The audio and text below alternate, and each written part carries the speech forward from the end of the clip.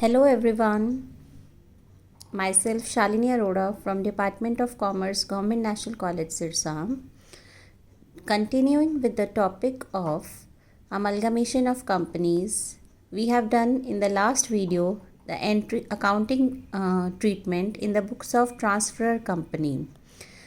As you already know, there are two types of amalgamation, whether it is in the nature of merger or it is in the nature of purchase. In the books of transferor company, there is no difference in the accounting treatment, whether it is merger or purchase. The accounting treatment remains the same. In the last lecture, we have studied about different accounting treatment done in the books of transferor company. There were total 13 entries. For the first entry was assets account closing. Number 2, liabilities taken over. Number 3, purchase consideration due. Number 4, receiving of purchase consideration. Number 5, sale of assets not taken over by the transferee company. Number 6, when the liabilities are not taken over by the transferee company, payment of liquidation expenses, liabilities not shown in the balance sheet, profit on realization, loss on realization, then closing of accumulated profits and reserves, and payment to equity shareholders, and then making final payment to the equity shareholders. In all, there were 13 entries, and for the purpose of closing of accounts, realization account is opened. So today we are going to do with the accounting treatment in the books of transferee company. So starting with, since whether it is merger or it is purchase, we have two methods each for type. The first one is pooling of interest method and number 2 is purchase method. When the amalgamation is in the nature of merger, we adopt pooling of interest method. And when it is not in the merger, it is in the nature of purchase, the method adopted is purchase method. So first we will start with pooling of interest method. Pooling of interest method, as I have already discussed, it is adopted when the amalgamation is in the nature of merger. In this, the very little changes are made by aggregating the assets and liabilities of the amalgamating companies. Just to remind you, transferee company is the new company which is going to come into existence. The transfer company is closed. Now the new company, transferee company, is going to exist and it is going to make the accounting treatment in its own books. So first of all, we are going to discuss when it is in the nature of merger. So I have already discussed that the assets and liabilities are recorded at the same amounts which are recorded in the books of transfer company. The balance of P&L account is aggregated with the balance of the transferee company, or it can be transferred to journal reserve, and the reserves are shown as it is. There is no change. For example, journal reserve of the transfer company becomes the journal reserve of the transferee company. Capital reserve becomes the capital reserve of the transferee company. Revaluation reserves become the revaluation reserves of the transferee company. And whatever difference is between the share capital issued and amount of the share capital of transfer company is also adjusted in the reserves. So these are the few changes which are to be made in the books of transferee company. So starting with the journal entries, first journal entry is for purchase consideration due. PC means purchase consideration. So entry will be business purchase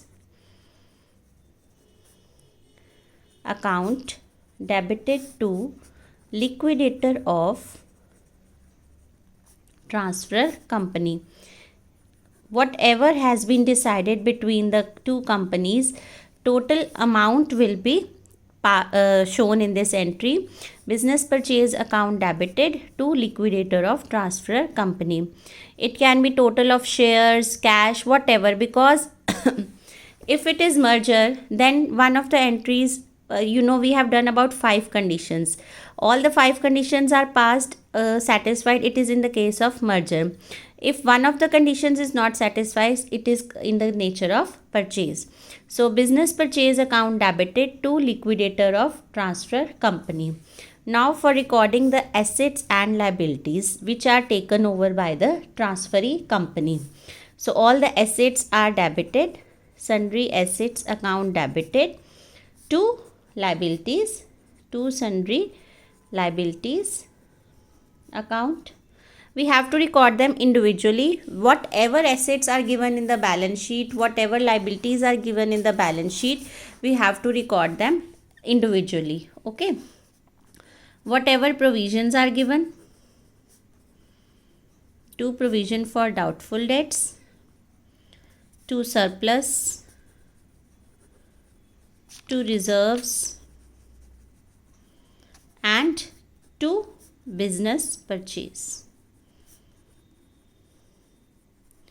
Whatever difference comes, whether on debit or credit side, it is adjusted in reserves.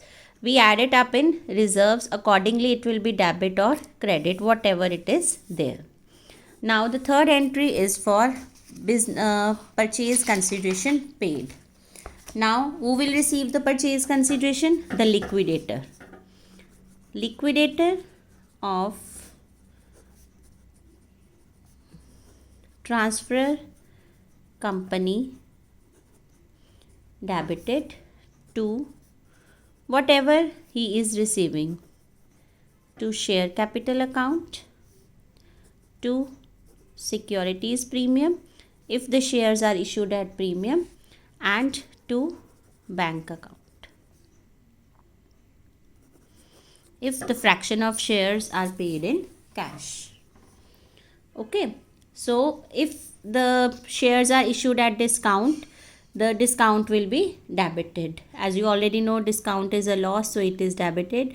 But if the shares are issued at premium, the security premium account is credited. Okay. Now, if there is loss, or suppose expenses of liquidation are being paid, so expenses are paid out of reserves, journal reserve account debited to bank. The expenses of liquidation are borne by transferee company, so it will pay the expenses out of its reserves. So journal reserve account debited to bank. Next entry is formation expenses. Now the new company is being formed, so it has to bear the formation expenses. So the entry will be share issue expenses account debited to bank account. So these are the 5 entries which are to be passed in the books of transferee company if the amalgamation is in the nature of merger. एक बार दोबारा इसको rewind करके दोबारा revise करते हैं. Right from the beginning मैं starting से बता रही हूँ. जब भी ट्रांसफरी कंपनी की बुक्स में हम रिकॉर्ड करते हैं तो हमारी जो 2 तरह की अमलगमेशन होती है, एक होती है मर्जर और एक होता है परचेज़. दोनों केसेस में अलग अलग मेथड अडॉप्ट किए जाते हैं. पहला मेथड है पूलिंग ऑफ इंटरेस्ट मेथड और दूसरा है परचेज मेथड.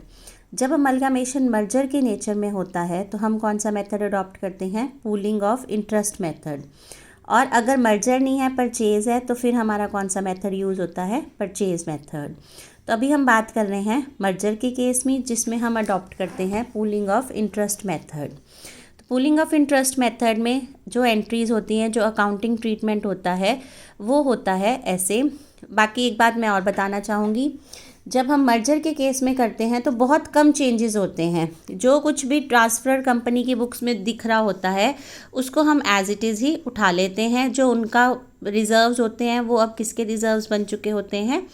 ट्रांसफरी कंपनी के. चाहे वो कैपिटल रिज़र्व है, चाहे वो जर्नल रिज़र्व है, चाहे वो रीवैल्यूएशन रिज़र्व है, जो कुछ भी वहाँ पे शो हो रहा होता है अब एज इट इज़ वो कहाँ पे शो होगा? ट्रांसफरी कंपनी की बुक्स में. तो अभी हम बात करते हैं जर्नल एंट्रीज. सबसे पहले जो हमने जर्नल एंट्री पास करनी होती है वो होती है परचेज़ कंसिडरेशन ड्यू. सबसे पहले हम उसको ड्यू करते हैं. तो ड्यू करने के लिए जितनी भी अमाउंट हमने उसको पे करनी है, चाहे वो शेयर्स की फॉर्म में है, चाहे वो कैश की फॉर्म में है, बिजनेस परचेज अकाउंट डेबिट करेंगे. जो रिसीव करता है उसको हम क्रेडिट करते हैं to liquidator of transferor company. Transfer company का जो लिक्विडेटर होगा वो बिजनेस परचेज को रिसीव करेगा, इसलिए हम उसको क्या कर रहे हैं? क्रेडिट. नंबर 2 एंट्री है for recording assets and liabilities. जितनी भी एसेट्स और लाइबिलिटीज़ हम टेक ओवर कर रहे हैं उसको अब हमने अपनी बुक्स में रिकॉर्ड करना है। तो एसेट्स को हम क्या करेंगे, डेबिट। हर एसेट को अलग अलग करना है, plant account, machinery account, furniture account, सबको हमने अलग अलग रिकॉर्ड करना है। टू सन्ड्री लाइबिलिटीज़, जितनी भी लाइबिलिटीज़ हैं, चाहे बिल्स पेबल हैं, चाहे क्रेडिटर्स हैं, उनको हमने अलग अलग लिखना है। To provision for doubtful debts, जितनी भी प्रोविजंस दिख रही होंगे उनको हमने लिख लेना है। उसके बाद अगर कोई सरप्लस दिख रहा है हमें लाइबिलिटी साइड पे, जितने भी रिजर्व्स हैं उनको हमने इधर क्रेडिट कर देना है। और लास्ट में जितनी अमाउंट उसको बिजनेस परचेज की फॉर्म में मिल रही है वो हमने उसको क्रेडिट कर देनी है। और डेबिट और क्रेडिट साइड पे जो भी डिफरेंस आएगा उसको हमने कहाँ एडजस्ट करना है, रिजर्व्स में। ओके, जो भी डेबिट, यहाँ पे हमारी डेबिट और क्रेडिट साइड मैच नहीं होगी, तो जो भी डिफरेंस आएगा, अगर डेबिट साइड आएगा तो हम उसको डेबिट डिफरेंस डाल देंगे, अगर क्रेडिट साइड आएगा तो उसको हम क्रेडिट में डाल देंगे। थर्ड एंट्री क्या है, जो हमने परचेज कंसिडरेशन पे करनी है। फर्स्ट एंट्री में हमने ड्यू कर दी थी, जैसे आप स्क्रीन पे देख सकते हो। अब थर्ड एंट्री में हमने उसको पे करना है। तो रिसीव कर रहा है लिक्विडेटर ऑफ ट्रांसफर कंपनी, जो भी उसको मिल रहा है, शेयर कैपिटल मिल रही है उसको, ठीक है। अगर शेयर्स प्रीमियम पे मिल रहे हैं तो सिक्योरिटी प्रीमियम क्रेडिट हो जाएगा, और अगर उसको फ्रैक्शन ऑफ शेयर्स के लिए हम कैश पे कर रहे हैं तो साथ में बैंक अकाउंट भी क्या हो जाएगा, क्रेडिट। अगर यही शेयर्स उसको डिस्काउंट पे मिल रहे हैं तो यहाँ पे शेयर्स डिस्काउंट अकाउंट क्या हो जाएगा, debit. Okay, next entry is जो उसने लिक्विडेशन के एक्सपेंसेस बियर किए हैं, तो एक्सपेंसेस वो कहाँ से बियर करेगा, जर्नल रिजर्व में से। General reserve account debited to bank. उसके बाद नई कंपनी बन रही है, उसके बनाने का खर्चा जो भी होगा, formation expenses of transferee company, तो जो शेयर इशू एक्सपेंसेस होते हैं उनको हम डेबिट करते हैं, उसकी पेमेंट हो जाएगी। तो 5 entries are pass in the case of merger, और we can say in the pooling of interest method. ये केस ये था बुक्स ऑफ ट्रांसफरी कंपनी, और मेथड हमने कौन सा किया है, पूलिंग ऑफ इंटरेस्ट मेथड, जिसमें जब वो कब मेथड अडॉप्ट करते हैं, when it is in the case of merger. अब हम बात करते हैं परचेज मेथड की। Purchase method when it is not in the case of merger, when it is not in the case of, not in case of merger. तो आपको ये statement ध्यान से पढ़नी पड़ेगी सम की, और वहाँ पे डिसाइड करना पड़ेगा कि जो अमलगमेशन है वो मर्जर है या नहीं है, वो परचेज तो नहीं है। तो इसके लिए हम क्या करते हैं, नंबर 1, इसमें चेंजेस बहुत सारे आते हैं। ओके, बहुत सारे चेंजेस आते हैं। जो एसेट्स एंड लाइबिलिटीज़ हैं उनको हम इनकॉर्पोरेट करते हैं एट बुक वैल्यू, और परचेज कंसिडरेशन के साथ अलग अलग वैल्यू के साथ हम उसको एलोकेट करते हैं। नंबर 2 क्या है, सिर्फ हमने स्टैट्यूटरी रिजर्व्स लेके जाने हैं। हमने जो नॉर्मल रिजर्व्स है, स्टैट्यूटरी रिजर्व्स होते हैं जो कंपल्सरी, कंपनीज एक्ट कहता है कि हमने उनको क्रिएट करना ही करना है, सिर्फ वही हम लेके जाएंगे हम, और कोई ऐसे रिजर्व्स जो है वो ट्रांसफरी की बुक्स में लेके नहीं जाएंगे। ओके, और इसके लिए हम क्या करते हैं, हम एक अमलगमेशन एडजस्टमेंट अकाउंट क्रिएट करते हैं। स्टैट्यूटरी रिजर्व्स को एडजस्ट करने के लिए हम एक अकाउंट क्रिएट करते हैं जिसको हम क्या कहते हैं, अमलगमेशन एडजस्टमेंट अकाउंट। ओके, अब हम बात करते हैं एंट्रीज़ की। तो इसमें भी first entry remains the same. Purchase consideration due करने के लिए परचेज कंसिडरेशन ड्यू कैसे होगी, business purchase account debited to liquidator of transfer company.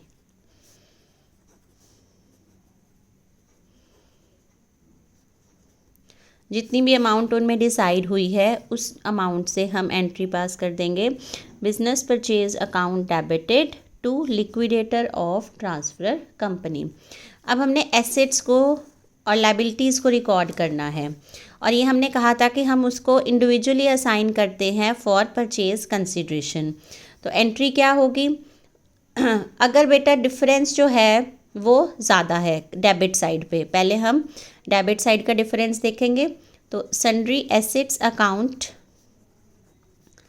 Debited to sundry liabilities account to business purchase। यहाँ पे भी आपने एक बात याद रखनी है, सभी एसेट्स और लाइबिलिटीज़ को अलग अलग करना है और यहाँ पे हमने किस पे लेना है, revised values.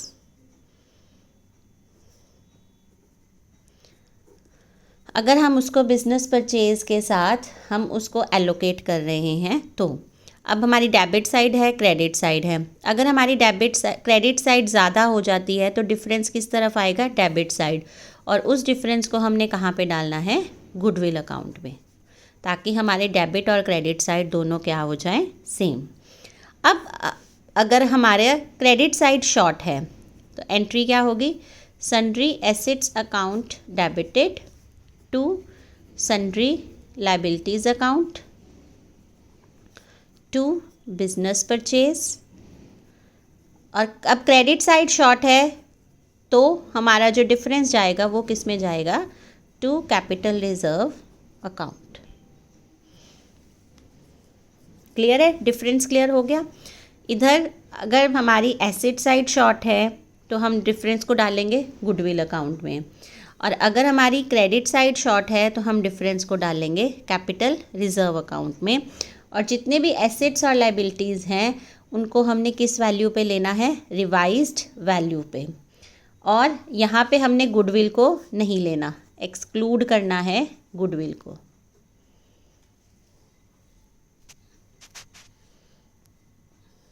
Okay, now payment. अब हम बात करेंगे payment of PC. Purchase consideration को पे करना है तो किसको पे करना है,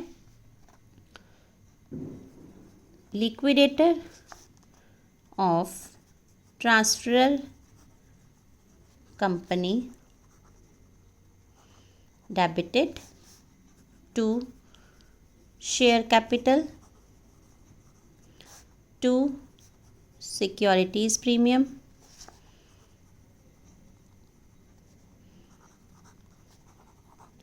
एंड टू बैंक। वही सेम सिचुएशन आ गई कि हमने पेमेंट करनी है, जितने शेयर्स की पेमेंट हो रही है, if the shares are issued at premium and for fraction of shares जो बैंक उसको कैश में मिलेगा वो यहाँ पे रिकॉर्ड कर देंगे। और सेम केस है, अगर डिस्काउंट पे होगा तो जो शेयर डिस्काउंट अकाउंट है वो क्या हो जाएगा, हमारा डेबिट।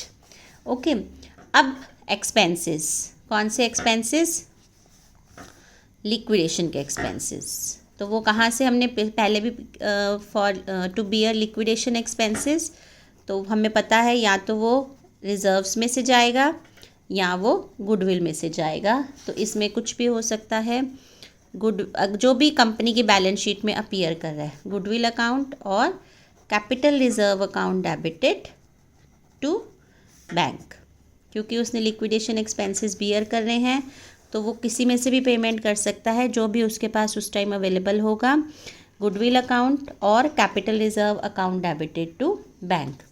उसके बाद फॉर्मेशन एक्सपेंसेस, ये तो सेम ही रहेगी, शेयर इशू एक्सपेंसेस या प्रीलिमिनरी एक्सपेंसेस भी हम कह सकते हैं।